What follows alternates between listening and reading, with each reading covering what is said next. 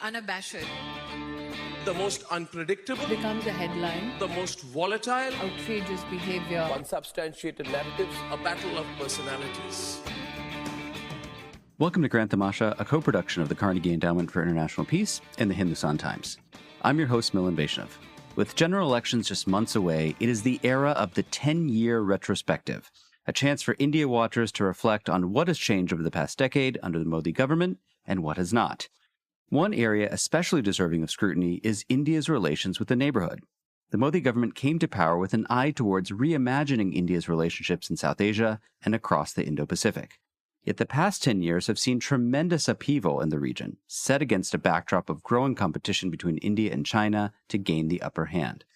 Few people in India have watched this space more closely than my guest on the show today, Constantino Xavier. Tino is a fellow in foreign policy and security studies at the Center for Social and Economic Progress. He is also a non-resident fellow in the foreign policy program at Brookings. I am pleased to welcome him to the show for the very first time. Tino, thank you for taking the time. Thank you, Milan. It's wonderful to be here on this great Grand Tamasha. I want to start by asking you a bit of an unfair question. It's a big question, but maybe we can sort of drill down after we cover this kind of macro territory. As I said just a few moments ago, we are coming up on the end of 10 years of the Modi government. This government pretty early on made a shift in its foreign policy posture, right? It signaled right from the beginning that it planned to step up its regional engagement in a fundamentally new and different way. When it came to the sort of eastern neighbors, right, it talked about how it wanted to move beyond looking east to acting east. I want to ask you about the kind of immediate neighborhood. You know, after a decade, 10 years in power, how much change do we see in foreign policy practice when it comes to India's neighbors? A lot of ground to cover, Milan. This is a huge neighborhood. We're talking about 2 to 3 billion people living in and around India. But let me give it a shot. I think you put it right that Prime Minister Modi in 2014 signaled he would step up. For sure. That signaling was quite clear towards its smaller neighbors. We're talking about Pakistan, Nepal, Bhutan, Sri Lanka, Myanmar. People forget sometimes that India has maritime neighbors in Thailand and Indonesia too, but mostly the small immediate neighboring countries, which include also the Maldives and Sri Lanka. But making a shift, I'm not so sure. Maybe I've studied too much history and I'm becoming a cynic and I see these movies playing over and over again on India, the neighborhood.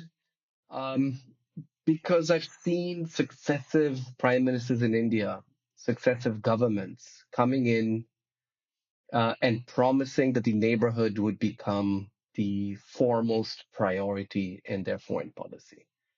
It's maybe a bit like Mexico or Europe in US foreign policy. You somehow it makes an appearance early on, but then sort of disappears. And we've seen prime ministers like Morarji Desai, also from other parties. It's not only a Congress or BJP story. We've seen Rajiv Gandhi in the 80s. We've seen Gujral in the 1990s. We saw the BJP coalition government of Vajpayee in the early 2000s. And of course, the coalition by the Congress under Manmohan Singh after 2004, all of them coming in and saying, this is it. We're going to correct the immense credibility gap that we have in the neighborhood, and we will focus on this periphery that we have so often overridden for larger interests, whether it was the US or Soviet Union or China or other important actors. But this time, I have to say, it's been a little bit different.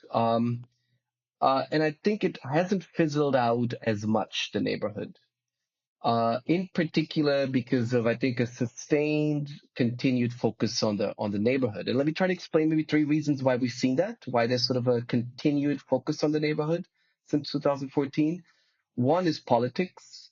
We've seen Prime Minister Modi use foreign policy for electoral gains at home.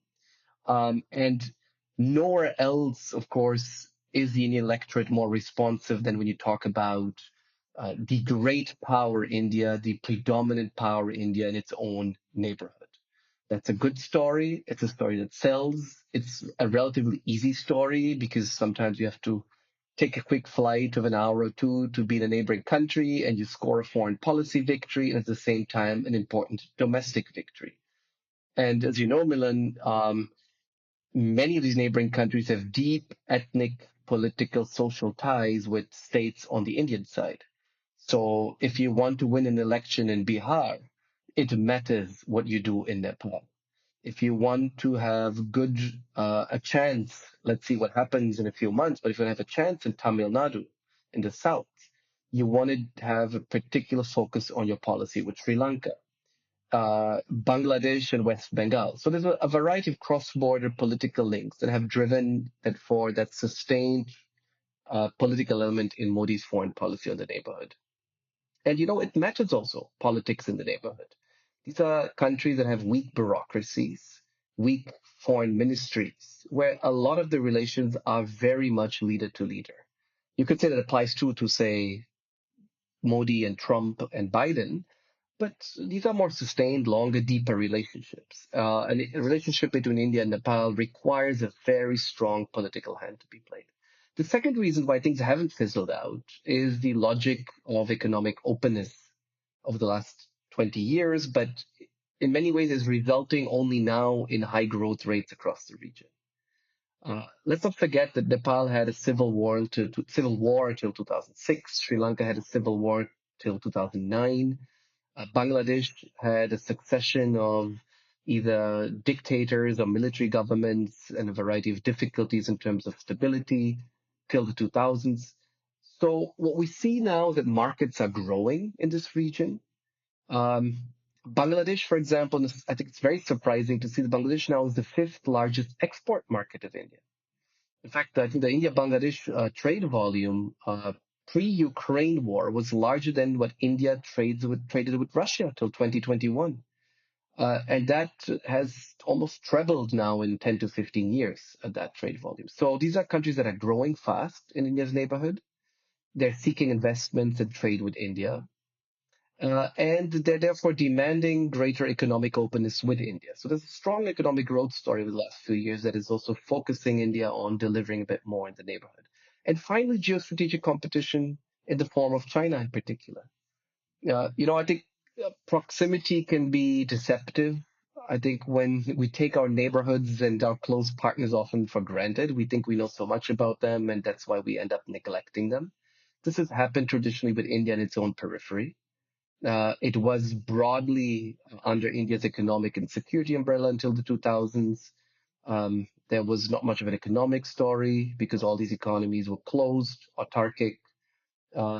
And the rise of China in the neighborhood, post Belt and Road Initiative in 2014, has propelled India to watch much more carefully and compete with China in its own neighborhood. So China now being the largest trading partner of many of India's neighboring countries, China being the predominant investor in infrastructure, in Sri Lankan ports, in Bangladeshi roads and bridges, in Nepali airports, are making India to look up and try to rethink how it is operating in the neighborhood. And as always, competition is the best source of progress and innovation, and we see much more of that happening in recent years. So that was terrific, Tino. Covered a lot of ground to a very unfair question. Let me try to ground this in a more specific geography. You recently co-edited a report on connectivity and cooperation in the Bay of Bengal region, and we'll link to that in the show notes. I want to ask you about some of the findings of the report. At the very front of this report, you write the following, and I want to quote you. You say, "The Bay of Bengal was once one of the most connected, integrated regions of the world. Today, however, the contrasting reality is rather different and grim," end quote. So let's start with a bit of context. To tell us a little bit about kind of what the Bay of Bengal of yesteryear was like, and contrast it with what it looks like today. Yeah, Milan, I think the most interesting of that study with Amitendo Palit, where we brought scholars from the region together to assess challenges and also opportunities of cooperation, was that what are regions really, right? They're malleable entities. If you'd asked in the 1950s or 60s, people in Southeast Asia, what is Southeast Asia, they would have, wouldn't have had much of an answer. This was a post-60s creation in the form of ASEAN, for example. There was, of course, an Indochina element to it. But these regions emerge and decline, I think, in Asia. It seems natural to speak of Southeast Asia today. It is, I think, natural if we speak of South Asia. I think everyone understands that, though that's mostly an American creation. But the South Asian Association for Regional Cooperation is the main organization since the 1980s for cooperation in the region. This was something that spanned sort of Afghanistan to Bangladesh, basically all of India's neighboring countries except China and Myanmar. Uh, but what we thought of is looking a little bit at this bridge region. It's called sometimes the sub-region, which is the Bay of Bengal, which is somehow between the Indian subcontinent, so India's eastern coast, and the Southeast Asian growth region of ASEAN, which is Myanmar, Thailand, Malaysia, Indonesia. And this region, there's a phenomenal body of work that tells us that this was a growth engine in Asia. This was one of the most integrated region up to the 1950s. Pre-colonial period, British colonial period, but even post-colonial period up to the 1960s. In many different ways. You had a large share of intra-regional trade. You had, for example, Burmese students studying in Kolkata at Kolkata University, for example, hundreds of students up to the 1960s. You had infrastructure and transportation that was better then in the 1950s than it is today. You had air connections between Bangladesh and northern Myanmar. You could fly between Sri Lanka and Thailand and Myanmar and smaller towns. You could fly between South Indian cities and northern Sri Lanka and Jaffna, for example, a flight that was just now restarted after 40 or 50 years. So it's an interesting region that used to be very integrated by all indicators, and then since the 1960s fell apart. And there are two reasons why.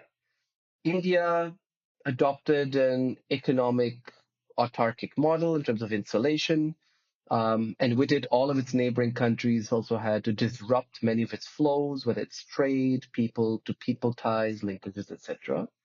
You had the hardening of borders. You had partitions between East Pakistan, for example, and West Pakistan. You had visa controls instituted post 1960. So it's the emergence of the modern states that paradoxically disrupt flows and connectivity. On the other side of the bay, you had Myanmar going into deep isolation under military regime in 1962, one of the most closed regimes in Asia. And when it opened up in the 1990s, economically at least speaking, it looked eastwards towards ASEAN, which was a growth engine and was a growth market that obviously was of interest to the military junta in Myanmar.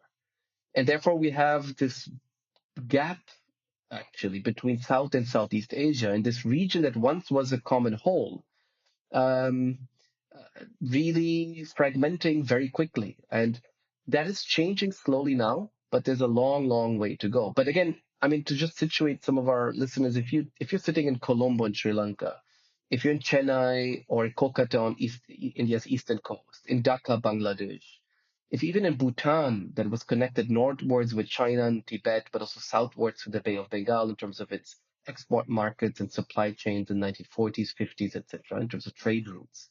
If you're northeast of India in states like Assam, Tripura, or if you're in Sitwe or Mandalay in Yangon in Myanmar, or on the Andaman Sea, even on port city of Thailand like Ranong, if you're in Andaman Nicobar, this is really makes sense. It makes sense to speak of the Bay of Bengal as one common space. And let's see what happens. There are good indications that this region is coming together again, but it's going to take a long time to correct these 50 years of fragmentation.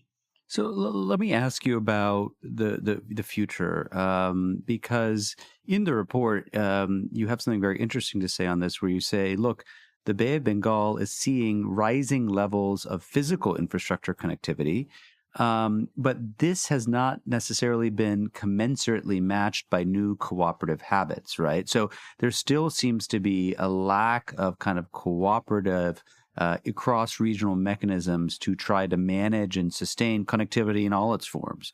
So as you kind of look ahead, Tino, do you see any green shoots when it comes to kind of regional governance mechanisms that go beyond just, bilateral relations, say, between India and Bangladesh, between Bangladesh and Sri Lanka, between India and Thailand? Yeah, I mean, I think what's happening now, this growing centrality and this attention we see on the Bay of Bengal, is in many ways because this is what is commonly called the heart of the Indo-Pacific. If you are serious about connecting the Indian Ocean region to the Pacific Ocean, if you are seeking stronger trade and security linkages between both these spaces, South and Southeast Asia have to come together. And that's exactly where the biggest gap is because of these 50 years of fragmentation. There's a wonderful speech prescient speech that then Secretary of State Hillary Clinton gave in Chennai, of all places, on the Bay of Bengal in 2011, where she speaks exactly about the Bay of Bengal as the future growth engine of Asia, as an area that has been stagnating, that has been neglected, and that has to be the focus of attention of India, of the US, of Japan, and of other Indo-Pacific powers. But what's happening as a paradox of this growing attention is that everyone is trying to fix this now. Everyone has a geopolitical, security, economic interest in trying to reconnect the Bay of Bengal and South and Southeast Asia. We're doing this in a global fractured system where China and the US are competing, and India is pivoting towards the US but has its own interests. The Japanese are also involved in many of these connectivity initiatives. So everyone is trying to race towards building connectivity and burdening many of these states that frankly had hardly any foreign policy towards economic integration in this region to be burdened with a variety of these pressures now. This means infrastructure financing. One of the reasons why Sri Lanka went through this massive financial crisis, and it was the first massive default in Asia since 1997, it's not the only one, but one of the reasons was the growing pressures on Sri Lanka, including Chinese loans, but also American expectation, Indian expectations, and this race towards, if you allow me to say, control Sri Lanka and make it switch sides or pivot into one or the other camp. That the Sri Lankan state in all its forms, whether political leaders or the bureaucracy, had tremendous difficulties in managing. To take on loans requires strong assessments of what loans you want to take, at what concessional rates, what is a grant, what is a loan, are the projects viable, whether it's a port, an airport, a metro line. And this is happening across this region now, whether it's Bangladesh, Myanmar, and other countries in this region. They're facing these pressures. So when we speak about the sort of risk of too much race, too much connectivity and pressures towards interdependence, there's of course states themselves are prepared to do this, more or less. Bangladesh has done a relatively good job at managing these pressures. And there's interesting literature in trying to explain state capacity in Bangladesh, whether it's the various ministries, the foreign ministry, the political leadership. Of course, political stability in the form of Sheikh Hasina since 2009 has helped that too.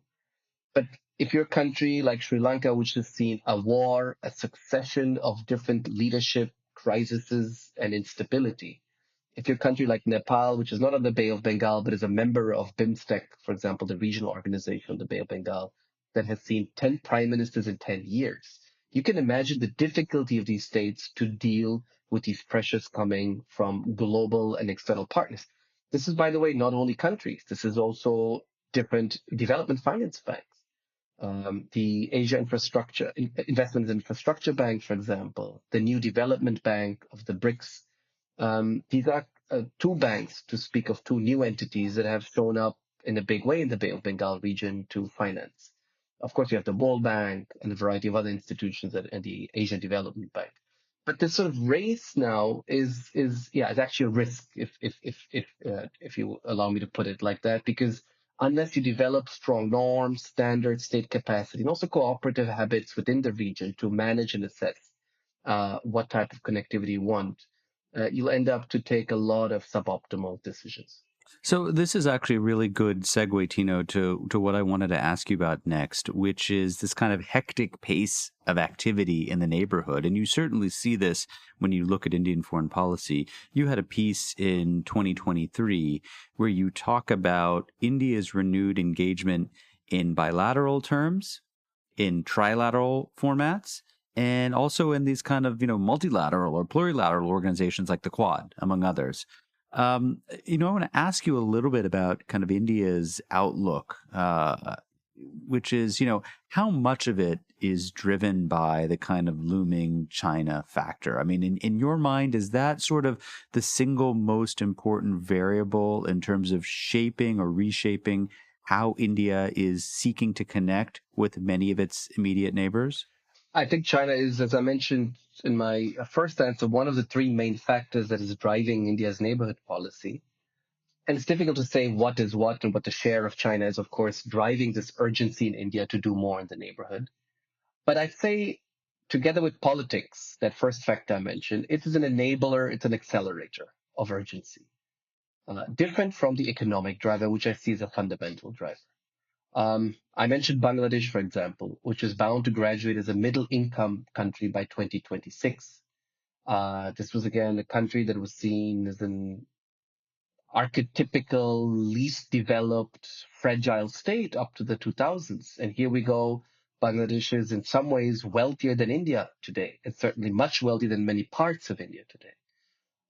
So you have today Japanese companies setting up manufacturing industries along India's eastern coast, in Bangladesh, in the northeast region of India, to feed into supply chains with Southeast Asia, Indonesia, Malaysia, Thailand, Vietnam. So you have a whole growth story happening in this region that is premised on, in one way, yes, India's need to compete with China by partnering with other countries and opening up the region for business, literally, and opening up for business with other countries in the non-China camp. Today, you have India and Russia building a nuclear energy reactor in Bangladesh together.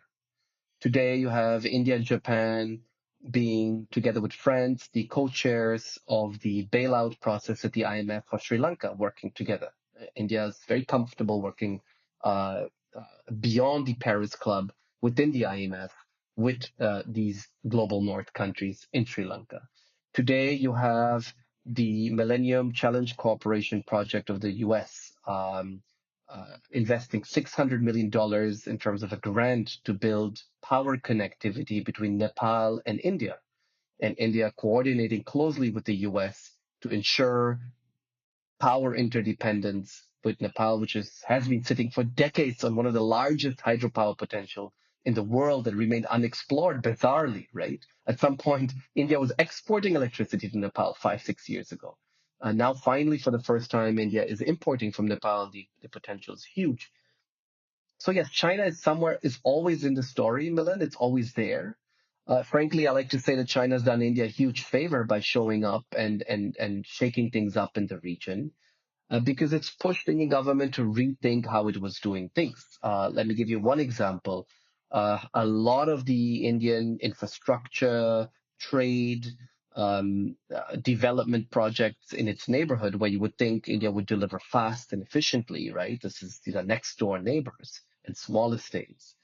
Were in the hands of public sector undertakings, the PSUs, the infamous PSUs that have a record of non-performance at home, and you can imagine if at home they have difficulties. Try building a dam in Bhutan, try building a railway line in Bangladesh, try building a multimodal link in Myanmar that has been announced 20 years ago and is still being built. We see now a shift where the Indian government is realizing the importance of the private sector. That's a story of course, a stronger private sector within India. It's a story of a private sector that has done very well in the infrastructure sector at home, and therefore has built capacity now to perform beyond borders and interests. And therefore, you see a growing state and private capital partnership in critical sectors in the neighborhood. And that's in many ways been positive because it allows India to just deliver far faster on projects that For a change now, Milan, neighboring countries want India to deliver. If you're in the 80s and the 90s, Bangladesh, Nepal, Sri Lanka were constantly pushing back against India and saying, we don't want connectivity with India. Why should we depend on India? We want to look at Southeast Asia. The Sri Lankans were always gravitating towards Southeast Asia from the 70s, 80s onwards. Today, if you go to Colombo, Dhaka, Kathmandu, or Malé, officials, private sector in these countries is expecting much more from India and is seeing growth possibilities with India.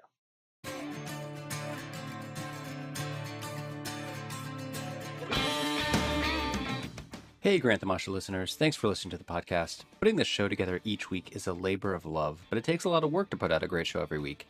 If you'd like to support the work we do at Grant the Masha, please visit ceip.org/donate.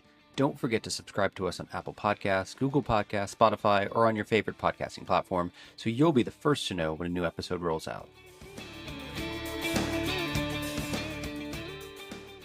So I want to kind of dig into this a little bit deeper in one specific country context. You had edited another report with Jabin Jacob on China's approach to engaging South Asia. And one of the things that you two say in your introductory essay is that when you look at kind of important neighboring countries, I mean, I think you talk about Nepal, Bangladesh, and Sri Lanka, India is seen as too big to ignore or to even anger beyond kind of a certain threshold. But at the end of the day, each country has a unique equation with New Delhi. I want to ask you about a recent foreign policy crisis in a fourth country, which is the Maldives, where we have seen a recent change of government and a demand, which was, of course, has been there under the surface, for India to withdraw soldiers currently stationed on Maldivian soil. They look as if they are going to live up to that promise. Tell us a little bit about the sort of roots of this so-called India Out campaign, and how has India responded to this immediate crisis in its kind of proximate neighborhood? So one point on China in the report we did broadly, then I come to the Maldives. On China, Milan, I got advice from a good friend of ours who's been on your program, Professor Srinath Raghavan, 10 years or 12 years ago, and he told me, work on the neighborhood, on India, the neighborhood. I was like, what? Why would I do that? Who cares about the Maldives, Sri Lanka, Nepal? I want to work on India, Germany relations, Japan, great power politics, etc., India, China. But this has become a very important region, very interesting to study. Number two, it is actually appalling how little Indian academia and think tanks and even the government knows about the affairs in these neighboring countries because they've been neglected, they've been taken for granted, and frankly, even on China. So when you have this behemoth China showing up in your neighborhood, there were two very distinct responses. In India, aligned with the divergence in India-China relations, which culminated in the Galvan crisis in 2020 in the military skirmish there. You see China portrayed as an existential threat almost for India, as a massive adversary, and that has led to the disruption of that relationship. So China is seen as a threat across the government, across civil society today, in most quarters. In all other countries, except India, China is seen as a benign, positive actor that is, for the first time, delivering on what other countries were not able to deliver or not willing. So you have this total dissonance in terms of how you look at China. Yeah, that's very interesting. So in Nepal, you go to Nepal, people are welcoming China in all its forms, whether it's investments, trade, people-to-people ties. Politicians love to have the Chinese ambassador around and let them, and I'm inviting the Chinese ambassador to interfere in local politics and saying, you do it for a change. We've had enough of the Indians, so please help us mediate or unite different factions of a party. So China is now a resident power in the region, but with two very different perceptions from India and from other neighboring countries. Except for Bhutan and India, all other countries joined the Belt and Road Initiative. Only India and Bhutan stayed out of it.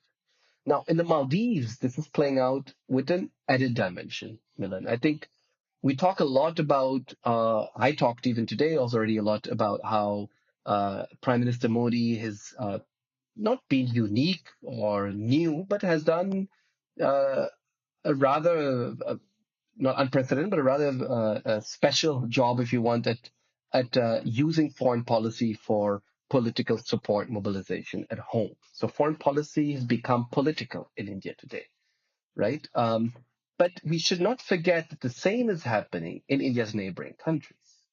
In fact, it's happening more than in India, which is difficult. But if you're today running for elections in the Maldives, which President Muizu, who was elected a few months ago,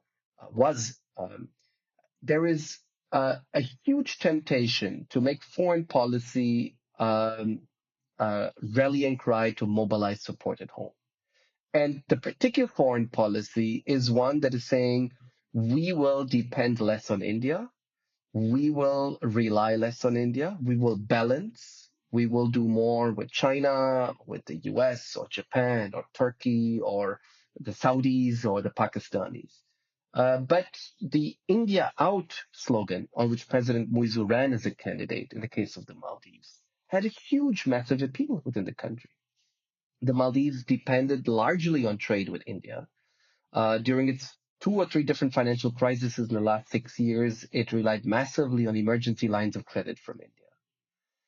And of course, there was a strong security dimension to the relationship where India sees the Maldives as a very important factor in its Indian Ocean maritime strategy. That means there's a variety of different Indian Ocean islands. In fact, your colleague Darshana Barua does great work on this at Carnegie, how India's setting up listening posts, not exactly maritime or naval bases, but there's a larger securitization of India's policy and presence in the Indian Ocean region. Now, if you're the small Maldives and you're trying to balance India, it's politically very tempting to run on anti-India slogans and campaigns.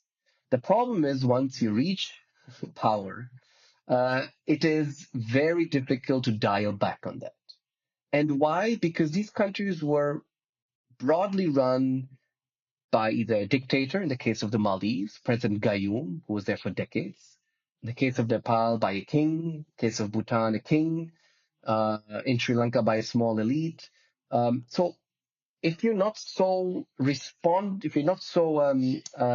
accountable to your electorate, you have a margin to change your foreign policy very quickly. Today, as democratic competition, electoral competition is heating up in all these countries in this neighborhood, this foreign policy element of whether you are pro-India, anti-India, pro-China, anti-China is front and center in any electoral campaign. So once you run on that, it's very difficult to dilute that and suddenly say, no, I'm going to make nice with India. And that's what happened in the Maldives. President Muizu ran on that. He was elected. And it is reasonable to expect that he has to deliver in some ways, sometimes symbolic ways. And in fact, I think that the outcome will be largely symbolic because while you will withdraw the military officials from India, probably there will be a civilian contingent who will keep doing that. But the biggest irony, Milan, is that the air ambulances and the airplanes that India had deployed in the Maldives were critical to ensure connectivity between the hundreds of different islands of the Maldives for emergency evacuations, hospital treatment, etc., for the Maldivian inhabitants. But you see to what extent politicians in the neighborhood today are willing to go down the route of let's try to balance India in order to mobilize support at home. And that is a big challenge for India. It will remain a big challenge for India's neighborhood policy. So, this takes us to an area that you alluded to earlier, Tino, which is about state capacity. And it's a question of not just state capacity in the individual neighboring countries. It's also a question that India needs to reflect on. And back in 2023, you and Riya Sinha had a piece in which you noted that the Ministry of External Affairs, that is India's premier, externally facing agency, is one of the least funded central ministries in the government. And you analyze data going back 4 years that basically show a really flat line, right? Kind of budgetary stagnation. And the MEA's share of the overall budget is just around 0.4%. And you had this really striking sort of takeaway in this piece in which you say the MEA's budgetary limitations reflect the risk of a growing gap between India's declared foreign policy ambition to serve as a Vishwaguru and its limited financial and institutional capacity to achieve such a role in practice. As you look out at the budgetary numbers being what they are, what practical limitations does that relatively small MEA budget pose for how India can deal with the immediate neighbors? Uh, since that report, I think the MEA has already announced it was going to increase um, its numbers in terms of staff, which will have a budgetary implication now, but it's still far too little. So I don't know if we're being read or not, but it's always nice to see that things are improving. And when you have a foreign service of around 1,000 officers, which is what Ministry of Foreign Affairs in some smaller European countries or Southeast Asian countries have. And you are dealing with the complexity of 1.3 billion people that is increasingly connected and interdependent with the neighborhood and the rest of the world. And then you add on that the prime minister that has been visiting most countries and signing on to the largest number of initiatives and hosting the G20 presidency last year. This obviously poses a huge challenge for India. Um, you have around 200 missions. India announced 2-3 years ago the opening of another 20 missions in Africa. These have to be manned and staffed.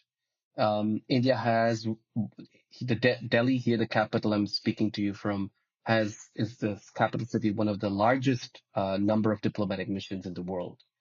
So dealing with them and responding to them is also, of course, a huge challenge.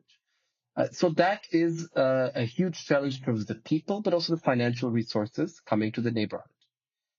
You have, for example, as I mentioned before, the growing demand from neighboring countries for India to support in terms of lines of credit and in terms of grants, projects in the neighboring countries for their developmental purposes. Now, if you're trying to build a bridge, a road, railways, dams, power transmission lines with your neighboring countries, you need a decent institutional apparatus and bureaucratic expertise to do this. India's foreign service is largely generalist foreign service, but within that, most governments today, the case of the US, for example, the case of Japan, the case of China, which has a new development agency, which started a few years ago, you have specialized bodies doing this. USAID, the DFC for finance and development, for example, connected to the private sector. And to give you an idea, India first created a dedicated agency to do this in 2012, a little more than 10 years ago, which means that you are trying to do these things with a group of 20 people that are generalists and that are trying to deal with highly complex technical issues with very little preparation. So that's to give you one example that if you don't have, you actually may have the budgetary resources, but if you don't have the capacity to deliver on those, they're going to get delayed. They're not going to be implemented. We did another report on one of the roads that India was building in southern Nepal. I mean, for 20 years that road was being built. It's a 2-lane highway, so-called highway, and still not ready. Right? These are projects that, again, we're giving to public sector undertakings or fly-by contractors that were just not delivering. And that's exactly why the private sector is more important. Now, the good story, Milan, I think it's also fair to say that things are changing in the sense that the MEA was central and almost predominant in everything that happened beyond borders today. But today, you see a variety of other ministries having their own outreach beyond borders in the neighborhood. You saw India and Sri Lanka just signed an agreement on financial connectivity in terms of payment gateways. This is the MBA acting as a facilitator, but there are different ministries in India that are doing work on that. You see the defense services and the Ministry of Defense today much more present in the neighborhood. You see the Railways Ministry, the Inland Waterways Authority of India, for the first time in 50, 60 years, reviving waterways and rivers across the subcontinent as arteries for commerce with Bangladesh. You have the Ministry of Highways now interested in building highways beyond the region. So that's one reason where also there is change, and it's not only the MEA budget. The other one is, I think, also the growing role of the National Security Council. India has a relatively recent National Security Council from the early 2000s or late 1990s. But if you look at the staffing of the National Security Council Secretariat, the variety of people from across government that's serving in it, and the focus they've been putting on the neighborhood. It tells you also that there's new sites beyond the MEA where India is building capacity and has budgetary capacity to shape its neighborhood policy and accelerate it to deal with these many challenges. Tino, I just want to kind of move to a slightly different geography and just get your quick thoughts on another emerging issue. If you go back to last year's G20 summit, leaders of 8 countries signed a memorandum of understanding announcing the initiation of a new India, Middle East, Europe Economic Corridor, or IMEC for short. In a recent piece, you sort of lament that very little has happened in the past 4 months on turning this corridor into reality. Obviously, the elephant in the room is the ongoing conflict in Gaza. But you write that, India has to take the initiative to try and flesh out the promise and potential of IMEC if it's going to make this not just something that shows up in a joint statement, but an actual opportunity. Give us a little bit of a flavor of the kinds of things you think India needs to do to lay the groundwork to try to fully leverage what is now kind of an idea in the abstract, but could be a full-blown reality in the future. Yeah, this India, Middle East, Europe economic corridor is a bit of a weird beast that showed up last minute at the G20 presidency. And Milan, how it goes. Sometimes there's to be what do you call deliverables and announcements. I believe the US had a very important role in this at the leaders level. France was part of it, Italy, the European Commission, UAE, Saudi Arabia, India, among others. So it showed up not exactly, but it didn't show up from nowhere. And let me explain to you two dynamics that gives us hints of what lies behind this and why it makes sense from an Indian perspective, whether in 10 years or 20 years, who knows? And the point in my piece was that there will be conflicts and obstacles, but the geoeconomic logic of this IMEC will find its way into reality one way or the other.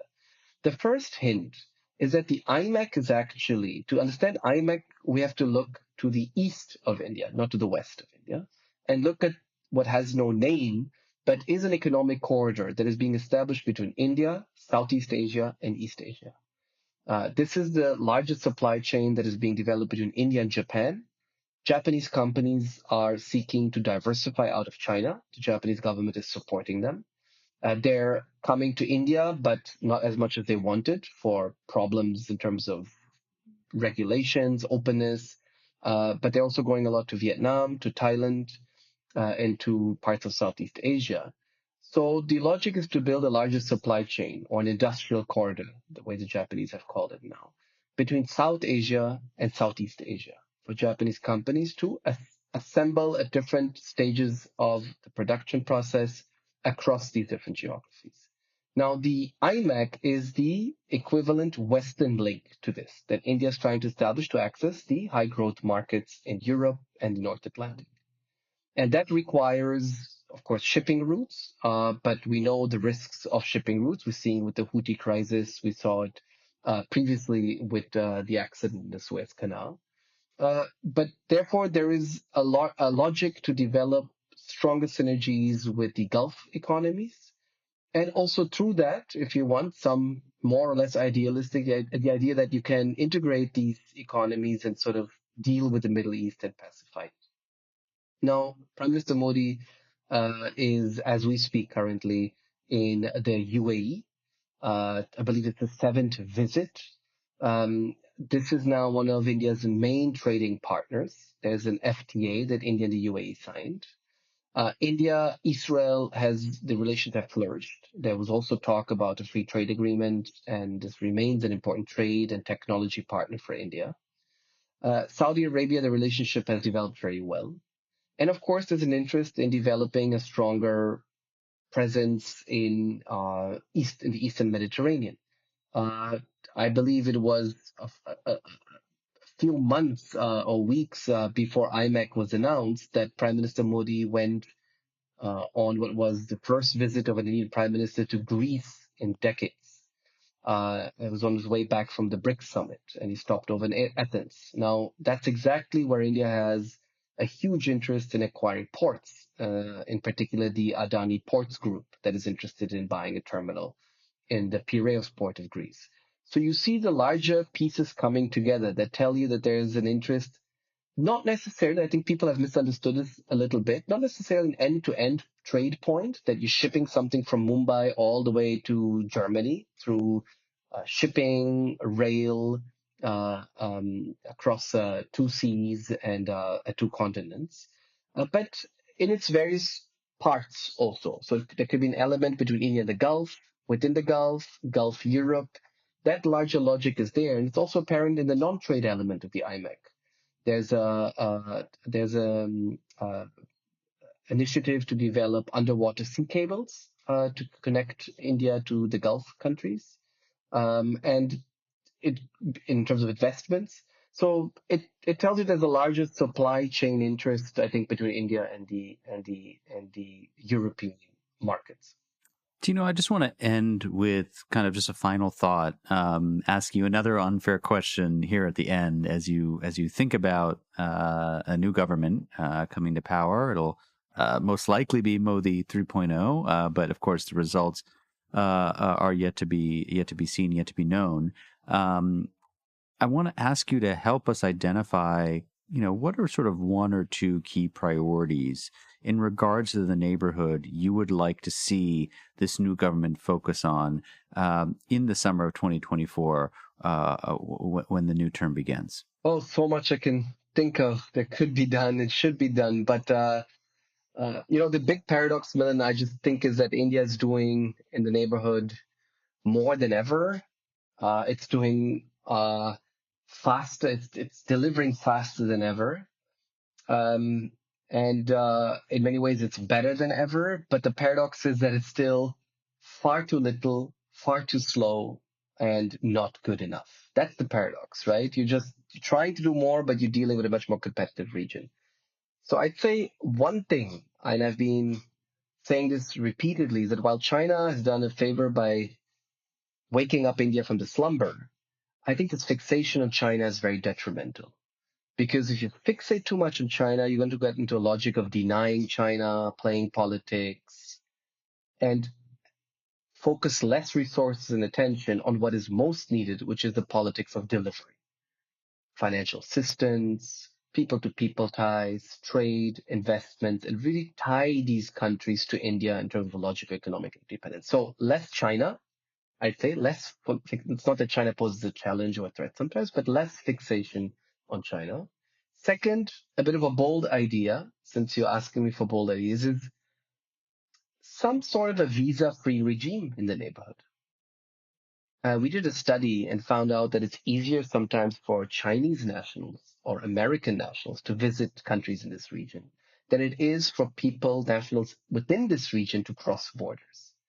Right. So that is these huge barriers to mobility that are really hindering convergence in the region. Now, this is difficult because of a variety of concerns, migration, labor protection. Some of the smaller countries are, in fact, the most opposed to this because they're concerned about massive migration of specialized or skilled labor from India into their economies. India has its own concerns in terms of the ethnic and ideological composition in its border states. But maybe something could be worked out where maybe which is what Europe is doing, for certain skilled professions, you could institute a visa-free regime or an open labor market, an integrated labor market, let's say in the BIMSTEC region, for example. The last thing, Milan, I've been asking for, and it really puzzles me, is that the neighboring countries around India have changed very fast. They're modernizing. We spoke about this. Their economies are growing. We did a study to look at where students from Nepal, Bangladesh, and Sri Lanka are going for higher education. And we found out they're going increasingly to China, in some ways more than even India, which is next door, has English language, is cheaper. They're going to new destinations like Japan, Australia, etc. And I think that reflects that in some ways the younger generation in South Asia is paradoxically, when it should be easier than ever today in an interdependent world with technology and mobility, less connected to India than its predecessors were. So I would invest massively in people-to-people ties, in younger elites and stakeholders in different sectors of Nepal, Sri Lanka, Bangladesh to come to India and get to know India. They simply do not know India. They often know the US, China, Japan more than they know next door India. And when I go and give talks and engage with people in Sri Lanka, I'm always surprised. I'll give you one last example. I asked one university in Sri Lanka, what languages do you teach in your international relations program? They told me Korean, Japanese, Spanish, Chinese, of course. And I asked, why not Hindi or Tamil, for example? And they said, no, those are old languages. Right. So that is the idea that this is the old neighborhood, the cultural bigger brother next door, but it's not a market of opportunities for growth for the younger generations in the neighboring countries. So I'd say a massive program in terms of visiting fellowships and support for younger leaders to come to this region, get to know the new India would be very beneficial. My guest on the show this week is the scholar Constantino Xavier. He is a fellow in foreign policy and security studies at the Center for Social and Economic Progress, where he leads the Sambandh Initiative on regional connectivity. Tino, we covered a lot of ground, from the Maldives to Sri Lanka to Nepal to China to the Middle East. Thank you so much for taking the time. Thank you, Milan, for having me. Grant Tamasha is a co-production of the Carnegie Endowment for International Peace and the Hindustan Times. This podcast is an HT Smartcast original and is available on htsmartcast.com. You can also find us on Apple Podcasts, Google, Spotify, or wherever you get your podcasts. Don't forget to rate and review. It helps others find the show more easily. For more information about the show and to find the writing we mentioned on this week's episode, visit our website, granttamasha.com. Tim Martin is our audio engineer, and Mira Verghese is our executive producer. Thanks for listening, and see you next week.